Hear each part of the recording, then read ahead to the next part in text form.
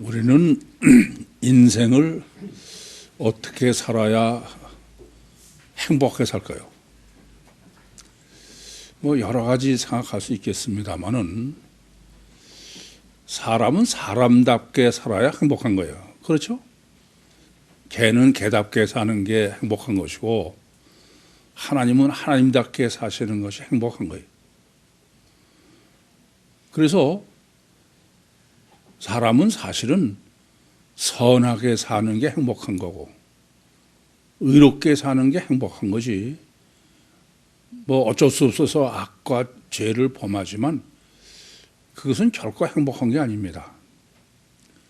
성경에서도 그 헤롯 왕이 침례 요한을 죽여놓고서 예수님 소문을 듣고선 내가 죽인 침례 요한이 살아났다. 늘 그렇게 불안해 있는 거예요. 또 원수를 미워하는 게 행복한 게 아니에요. 사랑하고 화목한 게 행복한 겁니다. 나는 저거 그냥 망했으면 좋겠다. 좀 이렇게 미워하지만 그건 그 사람보다 내가 손해야. 내가 행복하지 않은 거예요.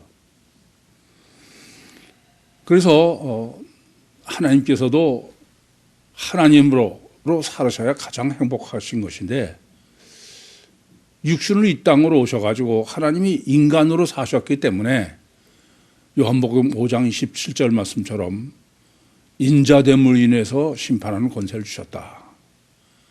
워낙 불행하고 힘든 고통스러운 삶을 사신 것이죠. 그래서 심판하는 권세를 주셨다. 그렇게 성경이 증거하는 것입니다. 이렇게 사람은 사람답게 사는 게 가장 한 것인데 성경의 요구나 명령이 그렇지 않은데 심각한 문제가 있어요.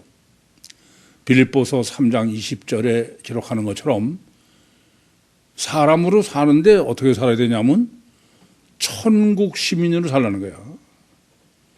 그러니까 사람답게 사는 게 아니고 뭐답게? 하나님답게 살라 그런 얘기입니다. 그러니 이게 어려울 수밖에 없죠.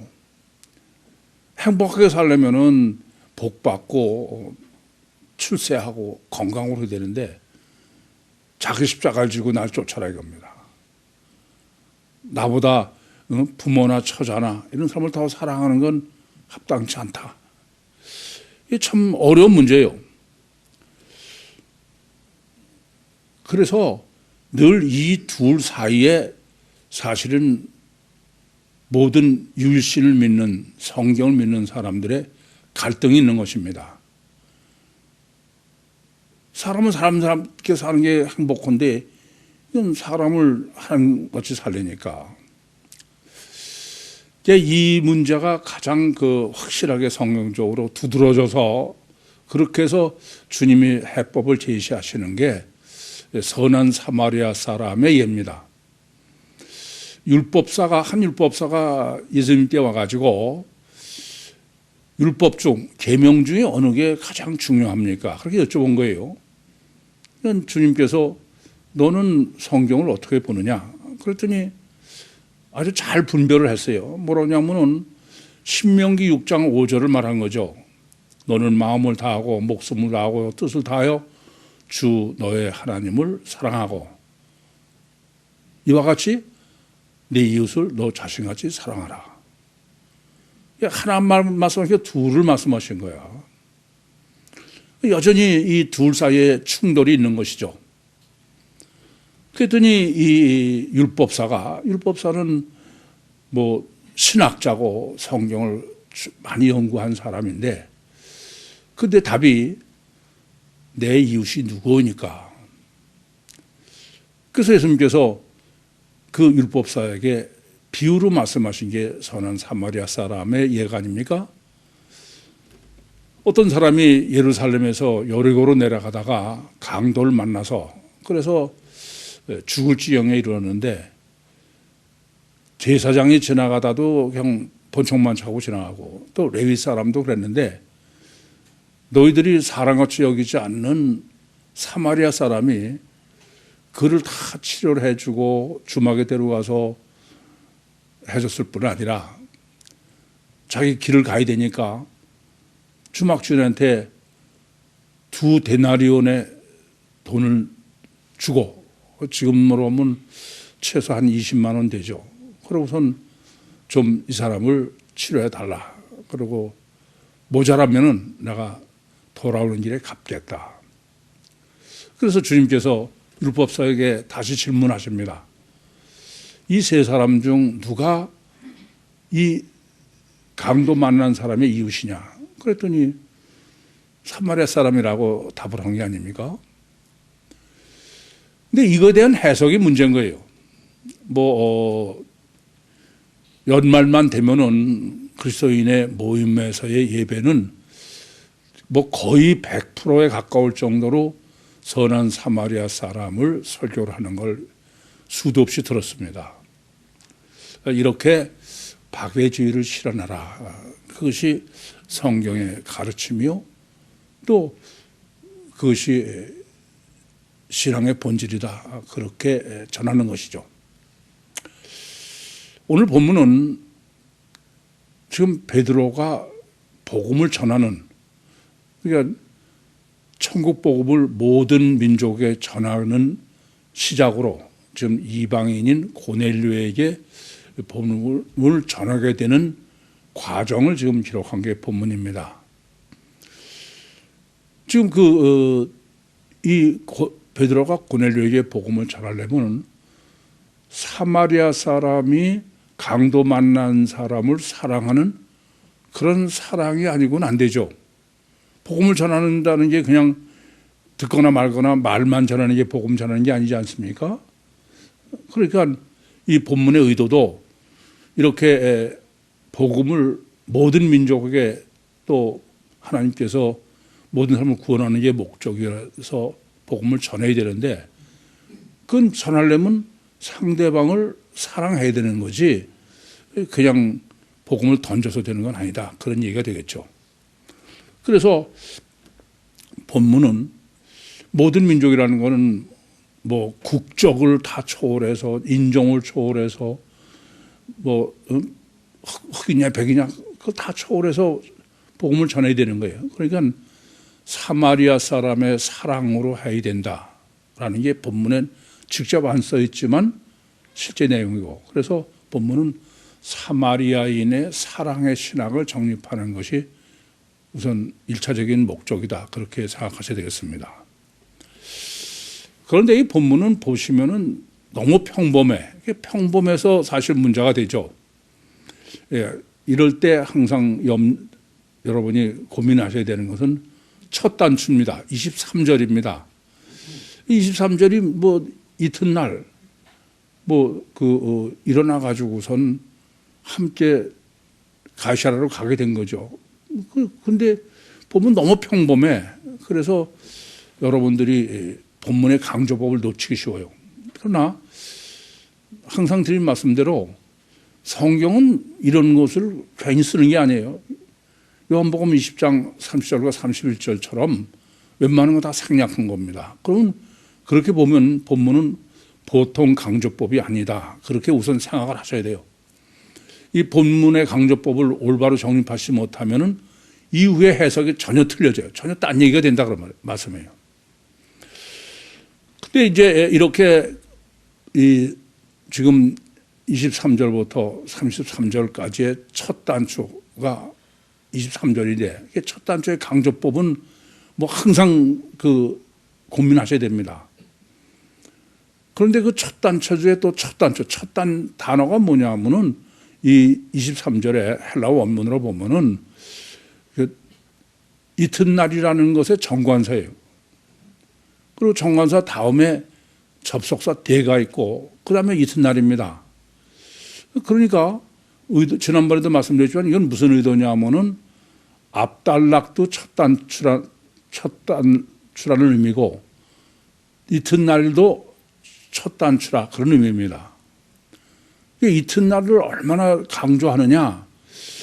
24절도 똑같아요. 헬라어 원문으로 보면은 이튿날이라고 기록한 23절과 24절이 완전히 같습니다. 그러니까 테데 에파우리온 이렇게 똑같이 써 있어요. 그러니까 보통 강조법이 아니죠. 근데 왜 그러면 당연히 이제 우리가 고민해야 되는 거는 이런 평범한 이튿날을 왜 이렇게 강조할까? 우선 이튿날이라는 의미는 어떤 거예요? 요바에 와서 자고 그러고선 그 다음날이다 그런 얘기죠.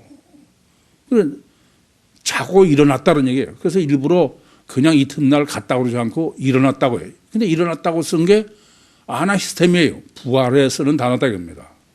그러니까 성경에서 잔다는 것은 무슨 의미로 늘 쓰입니까? 죽는 거예요. 그러니까 죽었다가 부활했다. 그걸 암시하고 있는 겁니다. 그러니까 죽은 사람이 부활한다는 것은 그것은 아주 천지개벽을 할 일이야. 그러니까 지금 이 첫 단어인 이튿날로 지금 본문이 강조하는 것은 죽은 사람이 부활하듯이 본문의 내용은 천지개벽을 할 정도로 그야말로 혁명적 전환이다. 먼저 이 점을 염두에 두라는 겁니다. 두 번째입니다. 두 번째는 이튿날 일어나서 저희와 함께, 그리고 또 요바의 두어 형제도 또 함께야. 그 헬라 원문은 수운인데 이 수운이라는 건 함께라는 건 맞는데 함께라고 쓴 단어 중에 전치사 메타가 있어요. 영어로 하면 메타는 with라는 의미입니다. 조금 더 생각하면 그건 함께인데 개인적인 함께의 개념이에요. 그런데 수운이라는 것은 본문도 지금 여러 사람이 둘 다 단수가 아니죠? 복수들이야. 여러 사람이 함께라는 개념으로 쓸 때 수운을 쓴다 이거예요. 그런데 이 수운을 얼마나 강조하느냐 하면은 이 수운은 23절부터 27절 사이에 독립적인 수운이라고 쓴 단어는 지금 23절에 2번이지만 나머지 중에 무려 5번이나 수운이라는 단어를 썼어요. 근데 그때 수운은 헬라어 특징대로 합성어로 수운에다가 다른 언어를 붙여서 그게 5번이에요. 그러니까 모두 수운이 무려 7번이 쓰여 있는 게 23절부터 27절이다. 그러니까 본문은 수운을 보통 강조한 게 아니다. 그럼 왜 이렇게 그 집단의 개념의 수운을 이렇게 강조하느냐? 이런 거죠.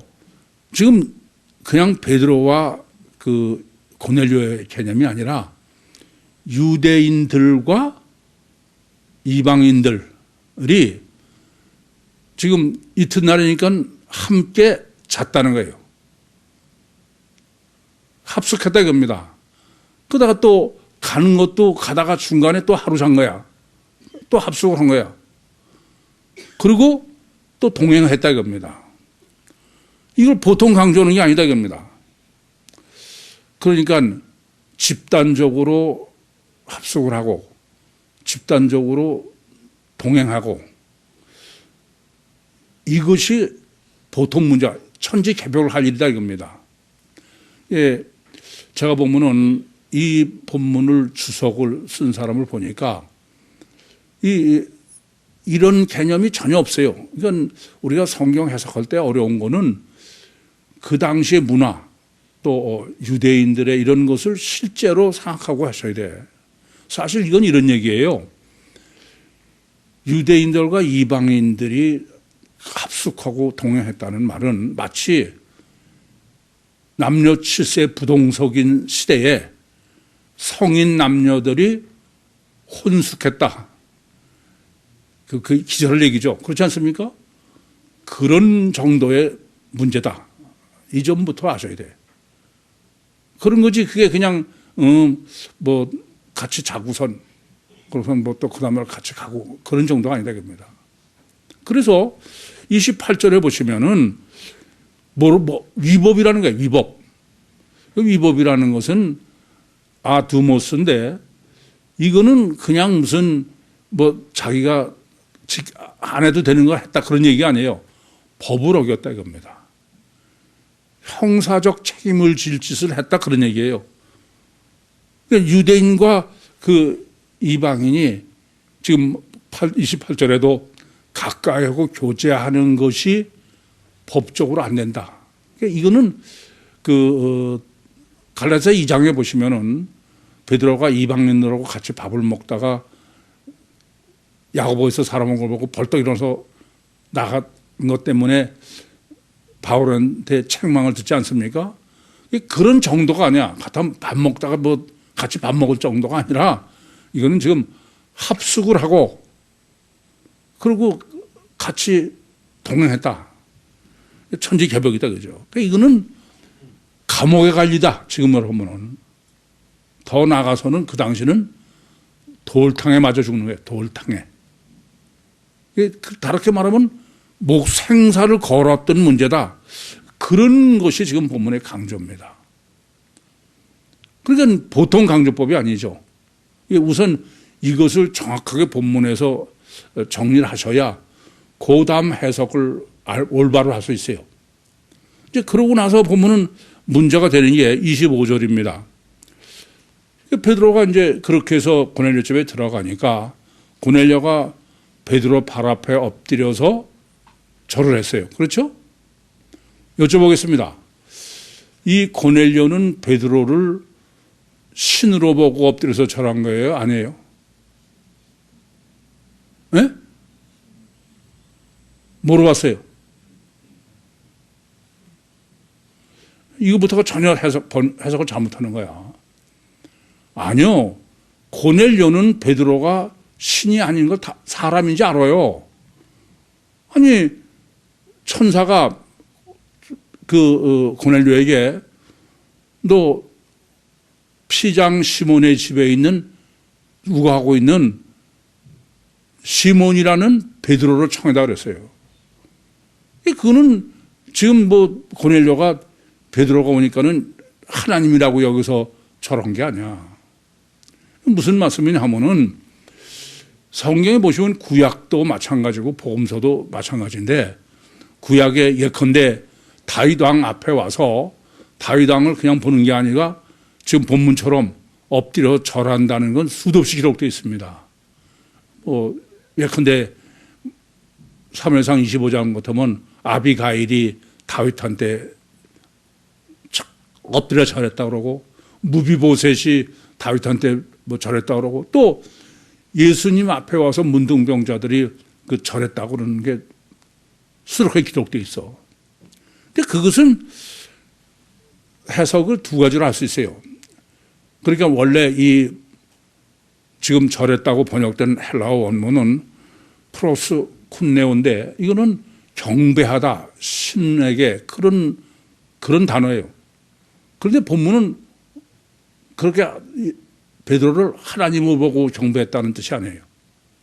무슨 말이냐면은 인격적 관계에 있어서의 극치. 여러분, 다른 사람과 정말 인격적 관계라는 것은 늘 말씀드리지만 나는 부인하는 거야. 나보다 상대방을 더 높이 평가하는 거죠. 그게 빌립보서 2장의 얘기 아닙니까? 다른 사람을 나보다 낮게 여긴다. 그게 가장 극치입니다. 그러니까는 절을 했다는 얘기는 아주 완전한 교제의 대상으로 그런 뜻이지 하나님이라는 개념이 아니에요. 앞에 걸 잘못 해석하시면 본문을 이제 하나문을 보시면 그다음부터 전혀 해석이 틀려지는 겁니다. 그런 연후에 또 이제 그 27절에 보시면은 더불어 말하면서 들어갔다 이게요. 베드로가 저런 사람을 일으켜가지고선 그 다음에 더불어 말하면서 들어갔다. 저는 그 본문을 보면서 요 27절을 가장 많이 고민했어. 아니, 이런 말을 쓸 필요가 있어요? 그냥 일으켜가지고 그냥 들어갔던지 그러면 되는데 왜 꼭 더불어 말하고면서 들어갔다 그러냐. 이것을 헬라어 원문으로 보시면은 이 개념이 훨씬 명확해요. 더불어 말했다는 헬라어 원문은 우선 더불어는 아까도 말씀드렸지만 수은이에요. 집단적인 개념이죠. 그 수은에다가 호모스라고 그다음에 말에다 레고입니다. 무슨 말씀이냐 하면은 함께 이야기했다라는 건데 뭘 강조하느냐. 두 인격체 간의 가장 인격적 교제의 수단이 뭐예요? 말이죠. 그러니까 지금 베드로는 이 이방인인 고넬료와 완전한 동등한 대등한 입장에서의 인격적 교제가 시작됐다. 그런 개념으로 해석해야 된다고 합니다. 그게 바로 23절에서의 강조법을 고민하시지 않으면 이런 해석이 어렵지 않을까 그렇게 얘기해줘요. 항상 잊지 마세요. 성경은 아무거나 다 기록하는 게 아니야. 그러니까 오히려 전혀 평범한 것이 더 고민을 할 수 있어야 돼. 그러면 전혀 쓸 필요가 없는 건데. 그래서 지금 이 27절의 말씀도 바로 인격적 교제, 원수, 뭐 전혀 사람 취급도 안 하는 그 유대인의 입장에서의 이방인들과 이렇게 그 대등한 관계가 됐다. 그런 말이죠. 그러면서 본문은 목적은 뭐냐면은 인간관계의 절대성이에요. 인간관계의 절대를 먼저 정립해 준 거예요. 왜 그러냐? 또 말씀드리지만 지금 유대인과 이방인이 교제하고 가까이 하는 것, 그 정도가 아니라 합숙하고 동행했다고 그랬죠. 이것은 법적으로 형사적인 책임을 져야 되는 돌탕에 맞아 죽는 것이다. 그럼에도 불구하고 지금 베드로가 이방인과 합숙하고 동행했다. 이건 마치 이런 강조법으로 보시면 됩니다. 예수님께서 그 마태복음 12장에 보시면은 밀밭 사이로 제자들하고 안식일에 지나가시는데 제자들이 밀을 꺾어서 먹었어요. 그랬더니 바리새인들이 율법을 범했다, 안식을 범했다 그렇게 비난을 하니까 예수님께서 그 다윗과 대제사장 아비아달의 사도행전 사무엘상 21장의 예를 말씀하세요. 뭐냐면 그때도 해서는 안 된 걸 했다는 거예요. 그러니까 진설병은 그것은 대제사장 외에는 다윗은 먹을 수 없는 거야. 그런데 대제사장이 다윗에게 줘서 먹었다 이게요. 그러니까 법 이상이 절대되게 법에서는 절대 안 되는 거를 누구하고 했냐면 대제사장과 다윗 간에 이루어진 거예요. 그러니까 그것은 완전하다 이거죠. 오히려 대제사장은 하나님을 의미하고 다윗은 메시아를 간에 이루어진 그게 율법 이상의 절대다. 그런 것처럼 본문도 마찬가지예요. 절대로 교제할 수 없는 이방인과의 베드로의 교제. 이거는 인간관계의 절대성을 지금 먼저 정립하는 목적이 본문이다. 본문의 목적이 인간관계를 신학을 정립하는 것이다. 이렇게 먼저 명확하게 본문의 목적부터 제가 늘 코끼리라고 말씀드리는 것처럼 그것을 정립하셔야 그 다음에 해석이 다 올바로 해석할 수 있을 것입니다. 사실 그러면서 이게 우리가 더 이 관계성의 절대성을 좀 고민해야 되는 거는 우리는 아까도 말씀드렸지만은 뭐 행복하게 산다는 것은 우리가 삶을 행복하게 살려면은 선하고 의롭게 사는 것이지 뭐 악하고 죄를 지면은 그건 그렇게 해서 당장 득을 볼 수 있을지 모르지만 그건 절대로 행복한 게 아니에요. 그런데 본문이 강조하는 점은 지금 선과 악이나 의와 죄의 논이 아니야. 뭐냐면은 관계가 불가능한 그 이방인과 유대인의 관계성 회복이다. 그렇게 볼 수 있는데 이게 뭐냐면 인간에게 있어서 가장 중요한 것은 선이냐 의냐 악이냐 죄냐의 문제가 아니라 관계성이다. 그것이 성경 전체의 논리라는 점을 우선 명확하게 아셔야 됩니다. 이 세상도 다 마찬가지예요. 우리는 자꾸 무슨 선하냐 악하냐 뭐 죄냐 아니냐 뭐 정의로운 국가냐 이런 생각하는데 그거는 본질을 아주 잘 모르는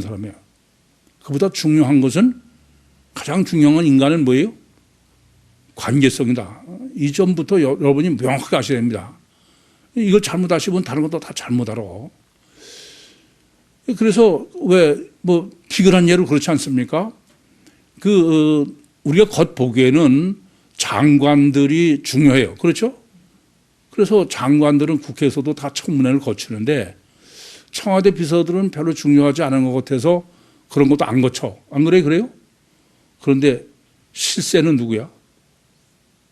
실세는 대통령 옆에 있는 사람이지 장관이 아니에요.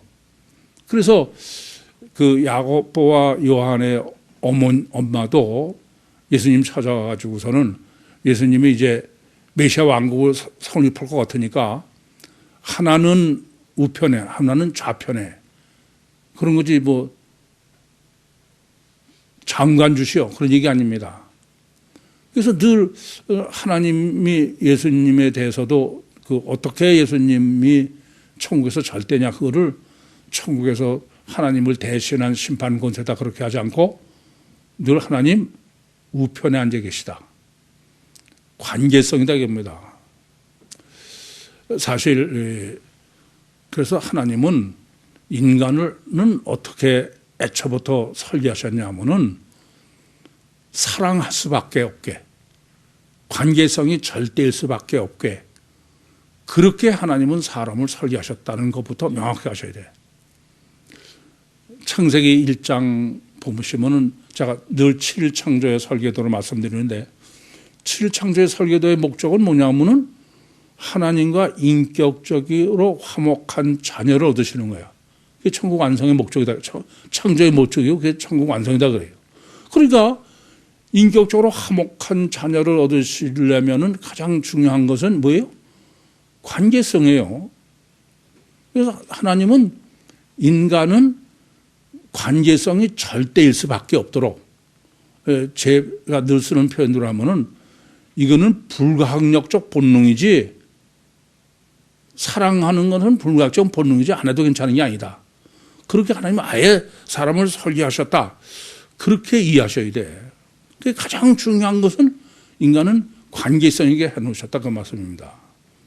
그래서 영적 존재는 하나님이 됐든 천사가 됐든 사람이 됐든 간에 관계성이 절대지 그렇지 않고는 견딜 수가 없는 게 인간이다. 그래서 그것을 사회적 동물이다. 그렇게 일반적으로 얘기한다고 그랬어요. 동물은 무인도를 환경을 완전히 해놓으면 그냥 행복하다고 살다 죽어. 그런데 사람은 아무리 환경이 완전해도 관계성이 없으면 관계 없이 혼자 살려면 살 수 없는 게 인간이다. 그래서 그 자폐를 판정하는 여러 가지 기준 중에 가장 중요한 거 또 자폐를 해결이 됐나 그렇게 보는 가장 중요한 것은 관계성이에요. 그러니까 그 사회성이다 일반적으로 그런 거죠. 그러니까 그렇게 보면은 인간은 사랑을 하는 거는 관계성은 그건 불가항력적 본능이에요. 그래서 관계성이 사랑하기 싫어한다 그러면 그 사람은 그건 심각한 사람이야. 문제가 있는 거예요. 자폐가 전혀 관계성에 관심이 없는 것처럼 이 점을 아셔야 됩니다. 그래서 이거는 사랑해라 그럴 문제가 아니야. 인간은 자연스럽고 놔두면 다 그래요. 제가 보면 그래요. 놀이학교를 제가 늘 유심히 보는데 보면은 봐서 꽤 정상적이라고 보는 애는 그냥 가만 놔둬도 다 그냥 저보다 약하고 이런다 더 사랑하고 다 그래요. 그래서 제가 볼 때 쟤는 좀 문제다. 그런 건 어떠냐면 사랑이 없는 거야. 어떤 거냐? 이건 실제로 여러분에도 생각하셔야 되니까 애도 자꾸 비교의식을 가지고 있어. 그건 심각한 거야. 비교의식을 가지고 있으면 그건 사랑하는 게 아니에요. 안 그래요? 이 점을 아셔야 돼. 그래서 비교의식을 가지고 있으면은 저는 다른 거 보는 거 아니야. 제가 영이 지금 죽었다. 저걸 어떻게 살릴 것이냐. 그걸 고민하는 것입니다. 어쨌든 인간은 사랑하고 싶은 거는 그건 불가항력적이야. 그렇지 않은 사람은 그건 영의 심각한 문제가 있는 거예요. 자폐로 가고 있는 거예요. 뿐만 아니라 성경은 내 이웃을 내 몸과 같이 사랑하라고 아주 명령하고 있어. 그렇잖아요? 성경은 수도 없이 내 이웃을 내 몸과 너 자신과 같이 사랑하라 이거예요. 더 말할 거 없어요. 원수도 사랑하라 이겁니다. 성경은 사랑을 명령하는 거지 뭐 안 해도 되는 거로 얘기하잖아. 이 점을 아셔야 돼. 그래서 요한 1서 4장 20절도 내가 보이는 바 내 이웃을 사랑하지 않으면서 또 어떻게 하나님을 사랑한다고 그러냐. 그건 전혀 아니다. 거짓말이다. 그건 불가능한 얘기다 이겁니다. 그러니까 여러분도 내가 정말 사랑하는 마음이 있는지 없는지를 알아야 돼. 사랑하는 마음이 없으면은 냉혈 동물인 건 심각한 문제야. 이렇게 하나님은 사람을 아예 사랑할 수밖에 없는 본능으로 설계하셨을 뿐 아니라 사랑을 명령하시고 계시다. 그래서 선한 사마리아 사람에 대한 비유로 주님이 이 점을 아주 종합적으로 정립해주고 강조하시는 것이다. 그렇게 보면 됩니다. 그래서 이 세상은 가장 절대의 문제가 사랑이에요. 아니 모든 종교, 지구상에 존재하는 모든 고등 종교는 예외가 없어. 전부 만병통치약이 뭐예요? 사랑이야. 그러니까 뭐 종파가 다르고 또 뭐 교파가 다르고 다 달라도 사랑만 하면 되는 거예요. 사랑만. 만병통치약. 방법이 뭐 좀 다르다 하더라도 그건 다를 게 없어요. 그래서 종교다원주의라는 거야. 제가 볼 때는 어쨌든 모든 종교는 만병통치약의 사랑이야. 종교뿐입니까? 뭐 다 모든 것의 해법은 사랑에 다 결부돼 있어. 그래서 오페라 중에서도 사랑의 묘약이라는 아리아가 있습니다. 기독교도 마찬가지예요. 뭐 사랑의 교회가 있을 뿐 아니라 뭐 모든 많은 사람 설교에는 항상 주제는 뭐 어떻게 했든 간에 사랑에다가 다 끼워 맞추는 게 설교의 내용이다. 뭐 잘 아시는 대로 채울도라는 사람의 바포. 그게 뭐 그러나 말거나 근데 그 사랑의 실천이라고 그러면은 기독교 사람들이 뭐 거기 가서 아무 상관도 없는데도 보통 열심이 아니야. 예. 인간은 사랑할 수밖에 없는 불가항력적 본능을 갖게 하나님께서 설계하셨을 뿐 아니라 사랑, 이웃사랑은 명령이다. 그런데 이제 이웃사랑을 하라는 게 이렇게 명령이고 유대교도 그렇잖아요. 여러분 메시아의 대망이 공의가 하수같이 흐른다는 말은 그 예루살렘 서쪽에서 그 메시아를 지금도 기다리고 기도하는 사람들의 기도가 내용이 뭐냐? 그것은 아직도 자기들이 해결하지 않아서 메시아가 안 왔다 이거예요. 메시아가 오면은 그것도 마찬가지예요. 모든 사람을 사랑하는 겁니다. 그래서 유토피아가 목적인 거예요. 그런데 지금 문제가 되는 거는 본문이 유대인이 이방인하고 교제하는 것은 위법이다 이게요. 돌탕을 맞아 죽을 위법이다 이게요. 근데 문제가 되는 거는 이 주석을 봐도 마찬가지예요. 한심하게 유대인들이 이방인들을 이렇게 멸시한다. 이런 것만 강조하지 왜 그럴까? 유대인들이 왜 그러냐 이게. 근본 이유가 뭐냐 이게. 그걸 정립하지 못하니까 수천 년이 지나도 해결을 못하고 맨날 유대인을 비방만 하는 거예요. 원망만 하는 거예요. 여러분 여쭤볼게. 유대인들이 왜 이렇게 이웃을 내 몸과 같이 사랑하고 너 자신같이 사랑하는 거 모르는 거 아니야. 그런데 왜 이렇게 이방인을 멸시하고 이방인을 교제하는 게 율법이고 왜 그럴까요? 근본이 뭘까요? 여러분 그 생각을 안 하면 본문은 보나 마나야. 왜 그래요? 근본은 순혈주의 때문에 순혈주의. 아시겠어요? 그래서 사마리아 사람은 자편이다 그래가지고선 사람 취급을 하는 거야. 이건 여러분이 우리가 상식적으로 다 아는 얘기 아닙니까? 그래서 제가 지금 본문에는 선한 사마리아 사람이 없는데도 선한 사마리아 사람 얘기로 시작한 거야. 선한 사마리아 사람을 멸시하는 게 가장 대표적인 의미다. 그건 뭐냐? 유대인들은 자기들은 순혈, 깨끗한 피, 선민의 피 그렇게 생각하고 있는 거야. 그게 참 제가 한심한 거는 유대인을 비방하면서도 근본이 뭔지는 얘기를 안 하고 있어. 그 유대인들의 피가 순혈이 맞습니까? 안 그래요? 그런데 순혈의 논리는 궁극적으로 뭐가 문제냐면 단일체 인간과냐. 단일체가 아니면은 순혈이 의미가 없잖아요. 그래 안 그래요? 이 점을 아셔야 돼. 사실 민수기 12장 1절부터 3절에 보시면은 마치 순혈주의처럼 성경 기록되어 있어요. 근데 그것을 계시를 받아서 기록한 모세는 이방 여자 구수 여인을 아내로 취한 거야. 그러니까는 순혈주의로 이해하고 있는 미리암과 아론이 모세를 비방한 거예요. 근데 하나님께서 아니다. 모세가 맞다. 그 말은 단일체가 아니라는 거죠.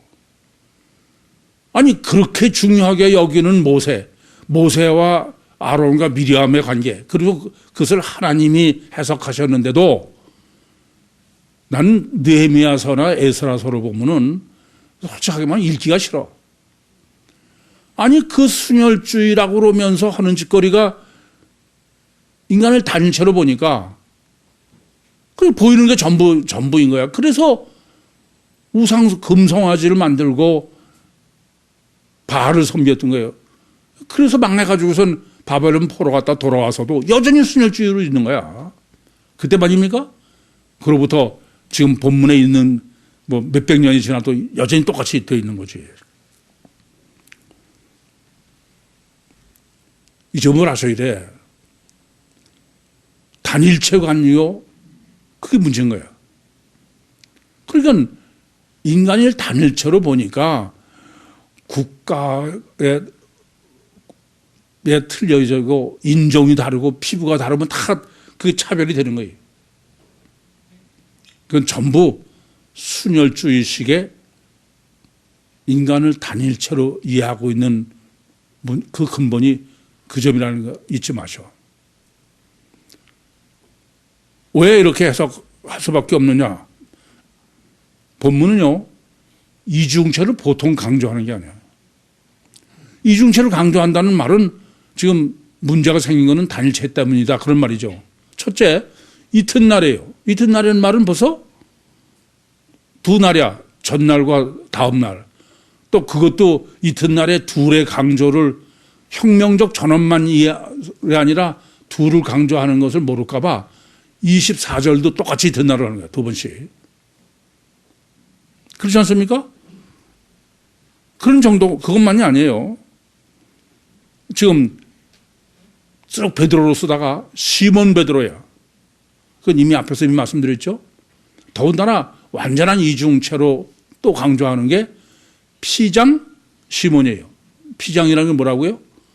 가죽쟁이야, 가죽. 마치 성전이 이중체를 계시한 것처럼.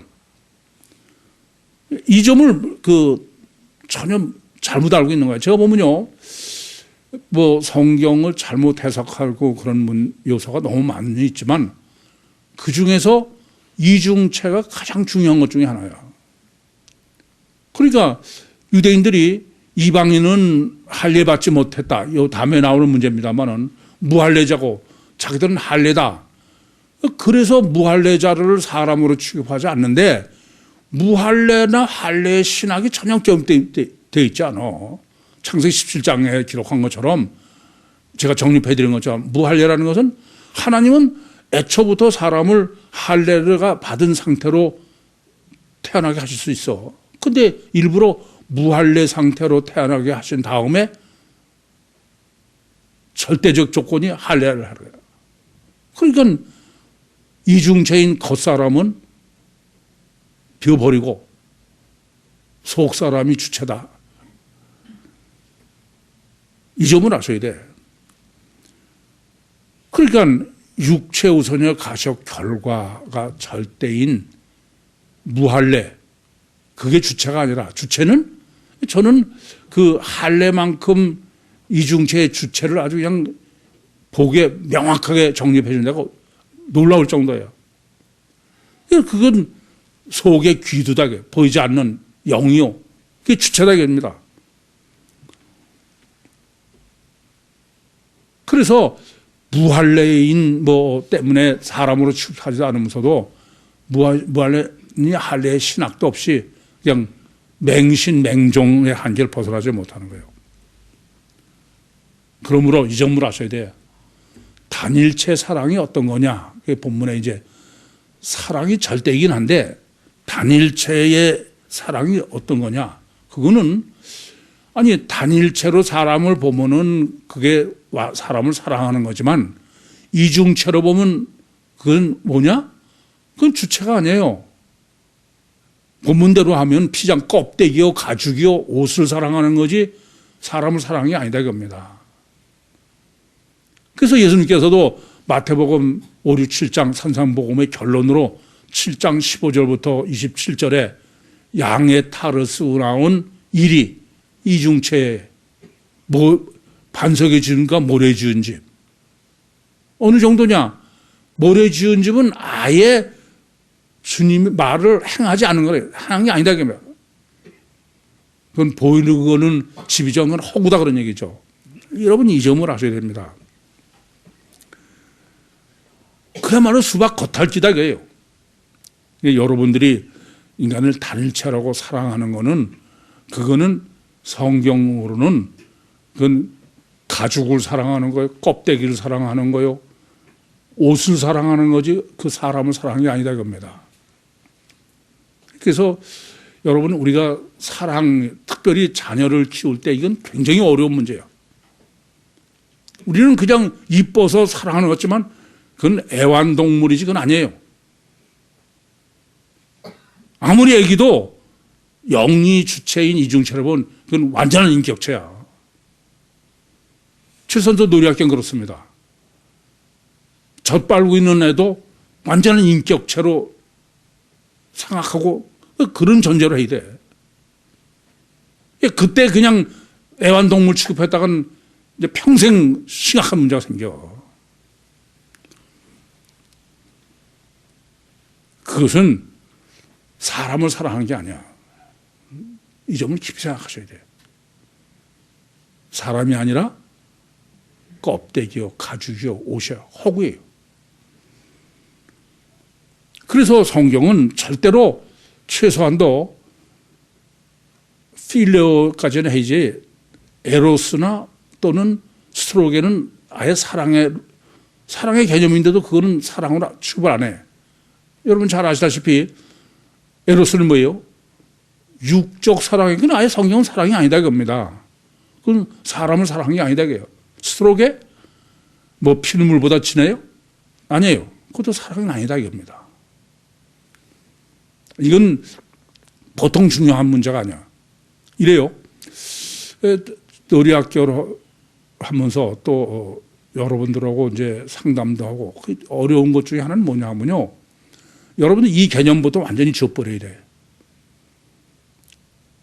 육체는 부모로부터 멘델의 유전의 법칙에서 피부 색깔이라든지 무슨 얼굴 모양이라든지 이런 것은 유전돼요. 그런데 속은 그건 유전되는 게 아니야.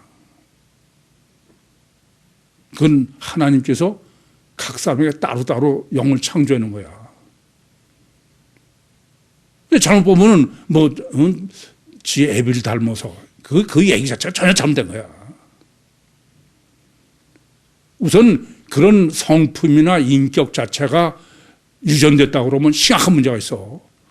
그건 절대로 고칠 수가 없어. 그건 불치야. 그래 안 그래요? 그건 절대 아니에요. 그래서 특별히 자폐 같은 경우에 선천적 자폐다. 펄펄 뛰는 거예요. 그럼 포기해라 이런 얘기죠. 그렇잖아요. 사람을 너무 잘못 알아. 이건 정말 심각한 문제예요. 그래서 성경이 말하는 사랑은 이렇게 껍데기, 단일체로 보고 육체 사랑이 사랑으로 하는 것은 그건 전혀 틀렸다. 인간은 이중체이기 때문에 육을 사랑하는 건 사랑이 아니다 겁니다. 속의 영을 사랑하는 게 사랑이야. 그 주체를 사랑하는 거지. 그러니까 조금 전에도 말씀드렸지만 자꾸 민족을 가르고 피부를 가르고 이런 건 다 그냥 한심한 얘기야. 더군다나 예수 믿는다는 사람들이. 겉은 백인이고 흑인이고 한국 사람이고 그럴 수 있지만 영은 아니에요. 그건 아무 상관없어. 똑같아.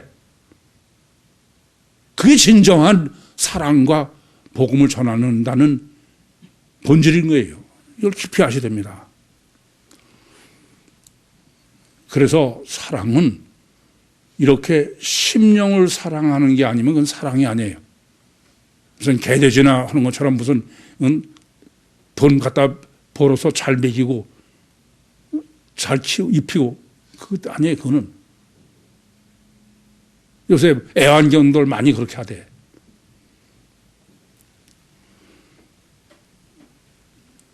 문제는 여기세요. 이렇게 인간은 여러분이나 저나 다 마찬가지야. 육체 없어지고 가셔 결과만이 절대이기 때문에 아가페를 할 수가 없어요. 심령 속을 사랑할 수가 없습니다. 겉에밖에 안 보이는데. 그래서 이 본문이 어려운 거야. 어떻게 하면 심령 속을 사랑하느냐, 할 수 있느냐. 우선 사랑의 주제는 이 본문이 관계성이고 만명통치니까 가장 중요한 거죠. 그런데 참 제가 보면 너무 어처구니가 없는 게 예수님께서 부활하신 다음에 요한복음 21장 15절부터 17절에 베드로와의 마지막 대화에서 네가 나를 필레어하는 아가페하느냐? 베드로는 제가 필레어합니다. 두 번째도 네가 나를 아가페하느냐? 베드로는 필레어합니다. 세 번째 그럼 너 필레어냐? 그랬더니 베드로가 제가 주님을 필레어하는 건 아시지 않습니까? 이것은 첫째 아시기 바랍니다. 예수님은 부활하셔서 마지막이야 이게. 요한복음의 마지막. 그를 필레어와 아가페를 정립하라 의도가. 그런데 사랑이 절대라고 펄펄 뛰고 무슨 모든 것에 만병통치약이라고 해서 사랑 빼면은 설교도 못하고 교회도 존재할 수 없는 게 기독교인데, 그런데 그 사랑에 필레와 아가페를 전혀 정립이 안 돼 있는 거예요. 이건 참 심각한 문제예요. 그래서 본문은 필레오로 시작해서 아가페를 정립한 놀라운 신학 정립의 본문이다. 그러니까 사랑은 육체가 아니에요. 속에 영을 해야 되는데 그것은 영을 사랑하는 것은 뭐밖에 안 돼요? 아가페요. 그것은 하나님의 역사로밖에 인간을 못한다 이게요. 이게 지금 본문은 이런 의미예요. 완전히 원수야. 고넬료와 베드로라는 것은 서로 교제하고 그러면은 돌탕에 맞아 죽을 그런 원수지간인데 둘이 이제 화목, 교제, 사랑을 하게 됐어요. 그런 의미죠. 사랑으로 표현하면, 근데 어떻게 그게 가능하냐? 어떻게 그게 가능해졌느냐? 본문이 가시적으로 아가페, 관계성의 사랑을 정립한 것이다. 고넬료는 고넬료 자신의 무슨 분별력이나 자신의 능력으로 베드로를 사랑한 게 아니야. 그거는 천사에 가서 너 베드로를 청해라. 제 편을 빌리면은 이렇게 고넬료가 베드로를 사랑할 수 있었던 것은 천사의 전깃줄, 제가 늘 전깃줄이라고 그러죠. 그렇게만 가능했던 거지 고넬료 자신이 된 게 아니다. 베드로도 마찬가지예요. 베드로는 애야 그냥 뭐 이방인 하면은 그냥 머리 절레절레 흔드는 사람이 어떻게 이렇게 법을 어기고 목숨을 걸고 그러고선 고넬료를 이방인을 사랑하게 되느냐. 그건 베드로가 그렇게 한 게 아니에요. 뭐요? 하나님이 하신 거고 자기는 전깃줄인 것뿐이야. 이게 아가페다는 말이에요. 쌍방이 되는 거, 사랑은 한쪽이 되는 게 아니에요. 사실 어쨌든 간에. 그래서 이 고넬료도 하나님의 역시 성령의 역사 때문에 가능했던 거고 베드로도 하나님의 역사 때문이다. 그리고 이건 필레오가 아니다 이겁니다. 그래서 제가 고린도서 13장 3절을 해석할 때 먼저 고린도 12장 31절이 은사장이 끝난 다음에 끝내면서 더 큰 은사를 보이겠다 그러고 13장에 아가페장이에요. 아가페의 13절을 제가 13장 3절을 그거는 성령의 역사의 은사지 자기 개인으로 할 수 있는 게 아니다. 그러면서 원수를 아가페하는 거지 원수를 필레하는 게 아니다. 원수를 어떻게 필레하냐 그렇게 정리해 드렸습니다. 따라서 지금 본문은 바로 사람을 사랑하는 게 맞느냐 하나님을 어느 쪽이냐 그 신명기 6장 5절에 그 아가페를 지금 정리해 주는 거예요. 우선 그 가장 심각한 문제 중에 하나는 가장 중요한 이 사랑의 아가페의 신학을 정립함에 있어서도 그건 절대적인 게 그 신명기 6장 5절에 너는 마음을 다하고 목숨을 다하고 뜻을 다하여 주 너의 하나님을 아가페하고 내 이웃을 내 자신같이 아가페하라. 그런데 이렇게 성경이 써 있음에도 불구하고 이것을 신학적으로나 실제로 정립 못한 가장 근본적 이유는 뭐냐? 조금 전에 말씀드렸지만 첫째는 인간을 이중체로 보지 못하는 게 첫째 문제다. 그 다음에 문제예요. 그게 뭐냐면요. 이 오늘 본문 시작도 제가 첫 단추의 법칙이었어요. 첫 단추의 법칙, 첫 단추의 신학이 전혀 무시된 거야. 아니 성경은 첫째가 얼마나 절대냐.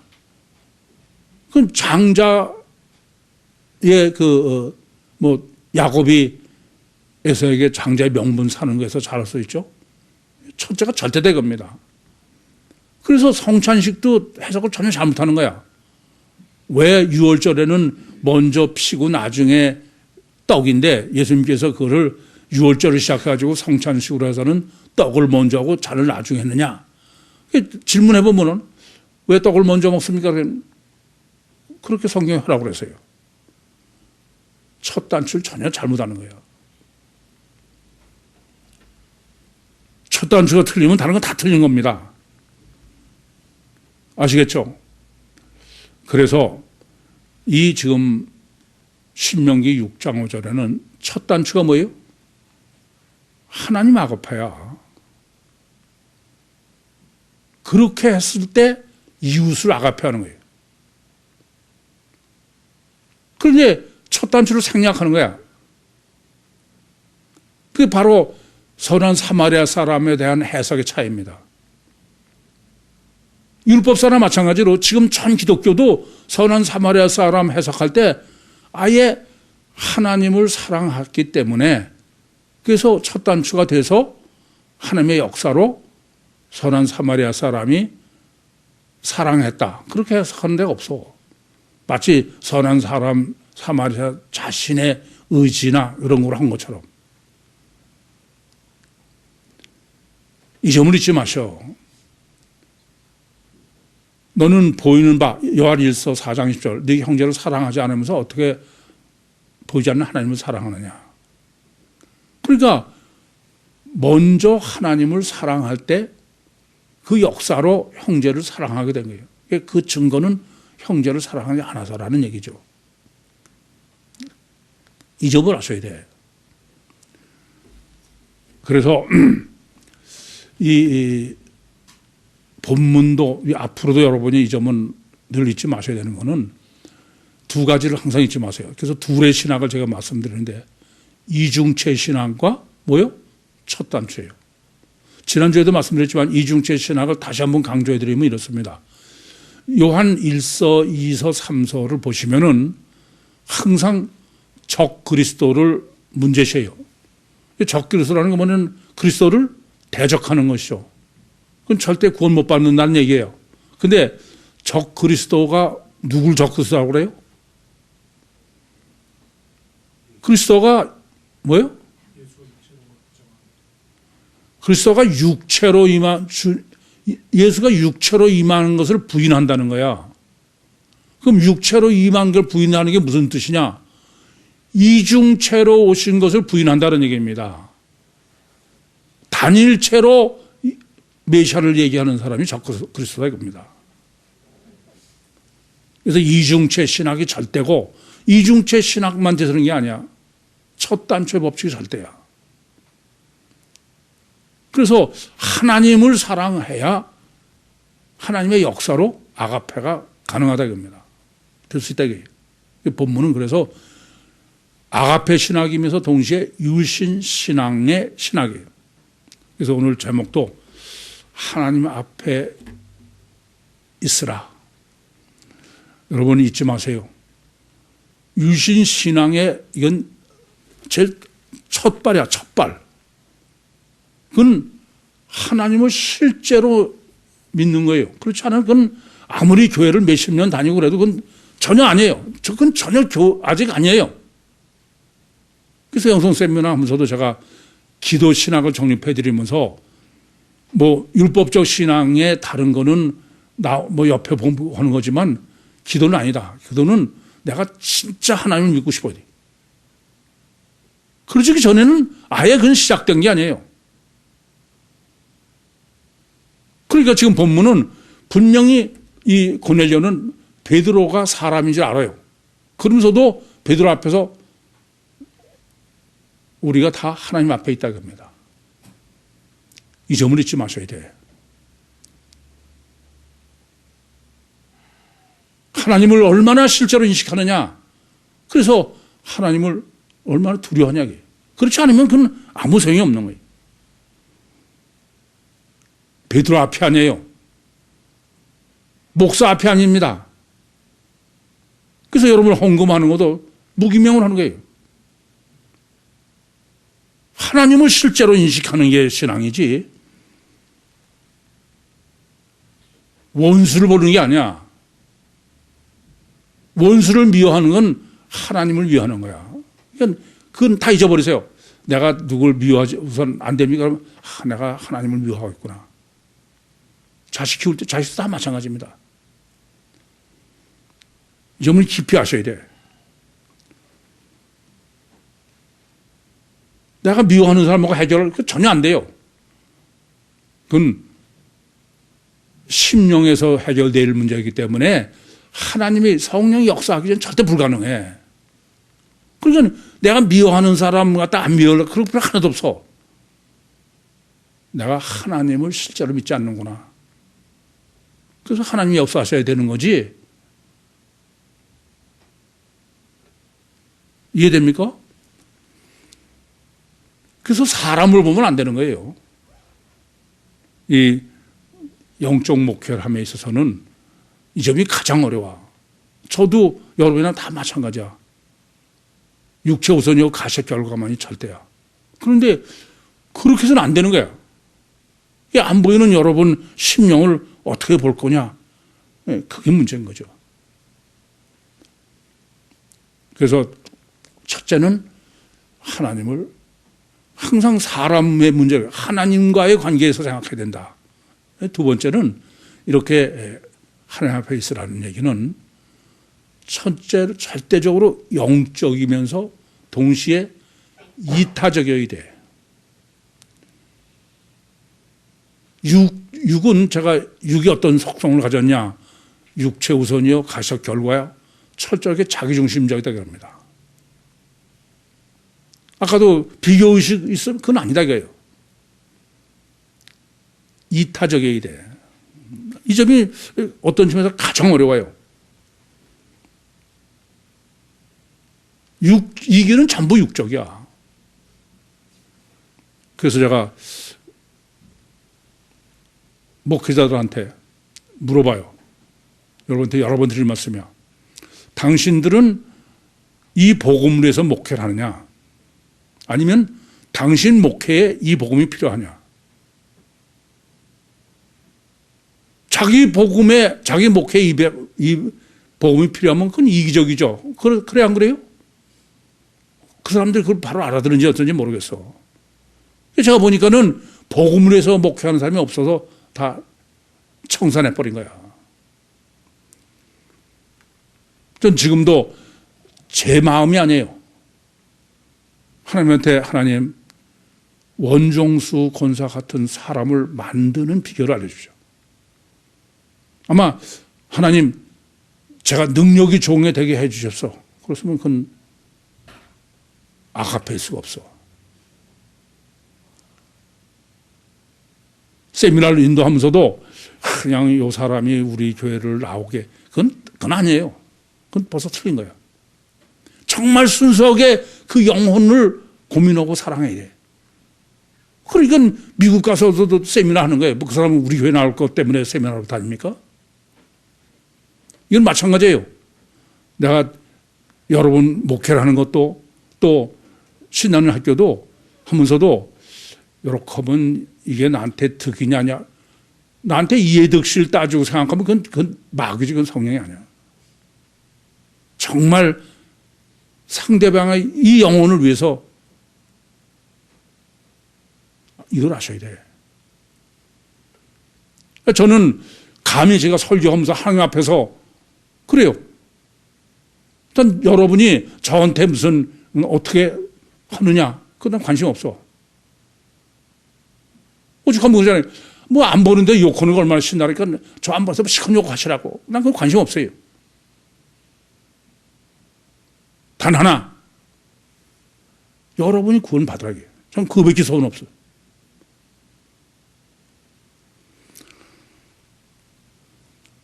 그래서 이 점을 잊지 마셔야 돼요. 고넬료한테도 하나님이 역사하셨기 때문에 되는 거지 안 되는 거예요. 베드로도 하나님이 역사해서 밖에 안 돼. 그런데 중요한 원리가 있어. 고넬료는 이방인이에요. 하나님의 역사는 누가 먼저 있어야 되는 거예요? 베드로입니다. 여러분이나 저야. 이건 참 놀라워요. 본문에 안 써 있지만 사실은 베드로 때문에 고넬료가 가능했던 거야. 실례로 제가 늘 그런 말씀드려요. 세미나 하면서 목욕탕에서 그냥 시어머니 짓밟아 죽여라. 그렇게 충고래. 그런데 그러고 나면 정말 하나님 앞에 기도를 하는데 놀라운 거는 그건 시어머니도 바뀐다. 그래서 어떤 집사님이 싸우고서는 그냥 목을 비틀어 죽이려고 그러는 심정을 있다가 빨간 불에 차가 정지했을 때 때려잡고 나서 진짜 기도를 하더래요. 하나님의 아들이 돼가지고 나 무서 요만한 일로 사람 하나 비틀어 죽였습니다. 그랬더니 그 다음날 상대방은 교회도 안 다니는 사람인데 그 사람이 먼저 전화가 왔다는 거예요. 내가 그러면은 저 사람이 변할까요? 그건 틀렸어. 내가 문제지 그 사람이 문제가 아니에요. 이 점을 잊지 마셔. 내가 되면 하나님은 그쪽 역사하셔. 하나님은 전지전능하신 분이지. 그래서 사도행전 16장 31절을 항상 그렇게 해석해.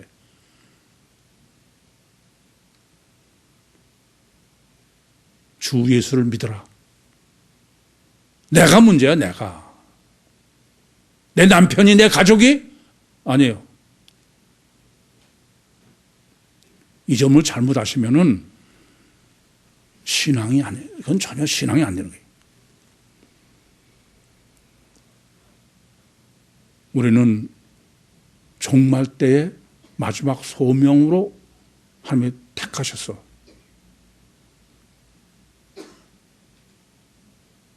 종말 오기 전에 정말 내가 주님을 만나야 돼. 그래서 더 늦기 전에 내 가족도 내 이웃도 정말